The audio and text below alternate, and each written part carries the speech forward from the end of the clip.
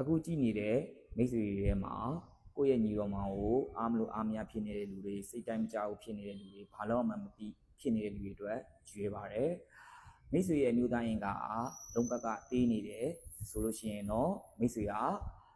ဖစ်လာလို့ခေါ်တဲ့ကူတုံးကိုရွေးချယ်တင်ပါတယ်သူကတော့မိတ်ဆွေကိုအမျိုးသမီးနဲ့အတူနေတဲ့အချိန်မှာပြည့်ကျက်တဲ့ခံစားမှုမျိုးကိုပြန်လည်ပြီးဆက်မှာဖြစ်ပါတယ်မိတ်ဆွေရဲ့အမျိုးသားရင်က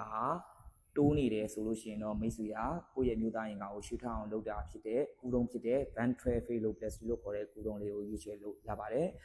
မိတ်ဆွေကမျိုးသမီးကိုကိုယ့်ရဲ့အတူနေတဲ့မျိုးသမီးကိုတမူထူးခြားတဲ့ခံစားချက်မျိုးကိုပေးစွမ်းခြင်းနဲ့ဆိုလို့ရှိရင်တော့မိမချစ်စေးလို့ခေါ်တဲ့ခေါ်လီကိုထည့်ဖို့အကြံပေးခြင်းပါတယ်မိတ်ဆွေရဲ့အမျိုးသားရင်ကထောင်မှတ်မှုအားနည်းနေတဲ့ပန်းတီပန်းမျိုးဖြစ်နေတဲ့လို့ခံစားရတဲ့လူနာတွေအတွက်တော့ပြီးလျှော့လို့ခေါ်တဲ့သွေးကြည်ကူတုံးလေးကိုရွေးချယ်လို့ရပါတယ်မိတ်ဆွေတွေနဲ့သိချင်တဲ့အကြောင်းအရာတွေရှိတယ်ဆိုလို့ရှိရင်လည်းကျွန်တော်ကို comment မှာပဲဖြစ်ဖြစ် chat box မှာပဲဖြစ်ဖြစ်ဝင်ရောက်မေးမြန်းသွားလို့ရပါတယ်အားလုံးကိုကျေးဇူးတင်ပါတယ်